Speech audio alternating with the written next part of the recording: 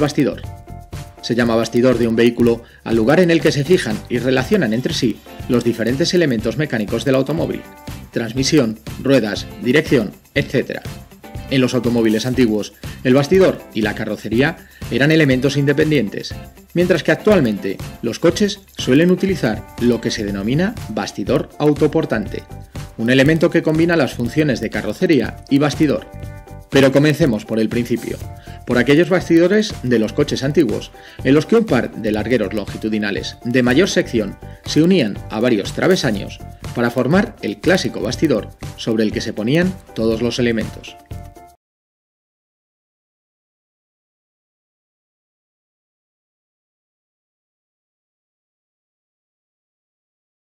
Porque hay dos grandes tipos de cojinetes que se utilizan en la actualidad, que son los rodamientos y las chumaceras, donde los rodamientos utilizan un contacto rodante para disminuir el coeficiente de fricción de una flecha o un eje que rota, y las chumaceras utilizan un contacto deslizante.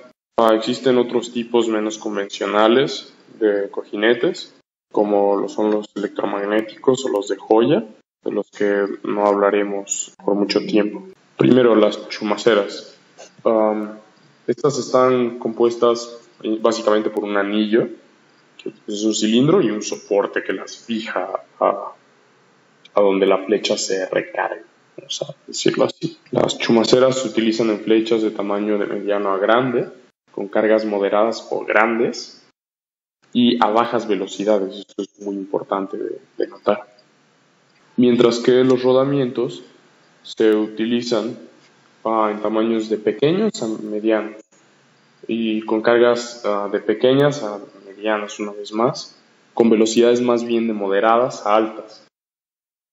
Dentro de lo que son los rodamientos, empezar por decir que los rodamientos se dividen en dos grandes grupos: los rodamientos de bolas y los rodamientos de rodillos, donde en los rodamientos de bolas hay rodamientos de bolas radiales, donde no hay cargas axiales, y los rodamientos de bolas de empuje, donde hay cargas axiales. Igualmente los rodamientos de rodillos se dividen de la misma manera en rodamientos de rodillos radiales, donde igual no hay cargas axiales, y los rodamientos de rodillos de empuje, que es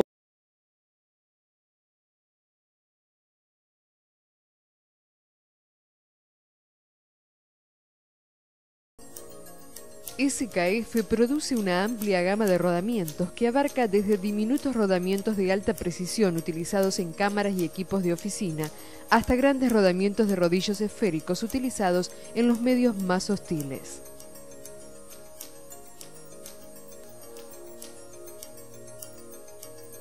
Hay dos familias básicas de rodamientos según sus elementos rodantes: rodamientos de bolas y de rodillos. Los rodamientos de bolas poseen pequeñas áreas elípticas de contacto con el camino de rodadura. Aunque tienen una limitada capacidad de carga, presentan poca fricción y suave deslizamiento. Los rodamientos de rodillos presentan áreas de contacto mucho más amplias, lo que los hace apropiados para aplicaciones de cargas pesadas y de impacto. Los rodamientos están sujetos a un enorme esfuerzo cíclico cuando los elementos rodantes pasan por la zona de carga. La relación de vida útil L10 se basa en el 10% de los rodamientos que presentan alguna forma de fatiga tras soportar la carga dinámica de catálogo C durante 1.000.000 de revoluciones. El restante 90% puede exceder en promedio 5 veces esta vida útil. Las aplicaciones de rodamiento suelen exigir que dos rodamientos soporten adecuadamente al eje en forma axial y radial. Los aros de los rodamientos deben ser montados correctamente y debe evitarse que se deslicen o muevan sobre el eje bajo carga. Es necesario suministrar cierto juego radial interno dentro del rodamiento a fin de evitar la precarga. Para lograr un rendimiento satisfactorio, es esencial que el grado de juego o interferencia entre los aros y sus asientos se adecúe a las condiciones de fabricación del rodamiento y del diseño de la maquinaria. La lubricación adecuada es crítica para el rendimiento de los rodamientos.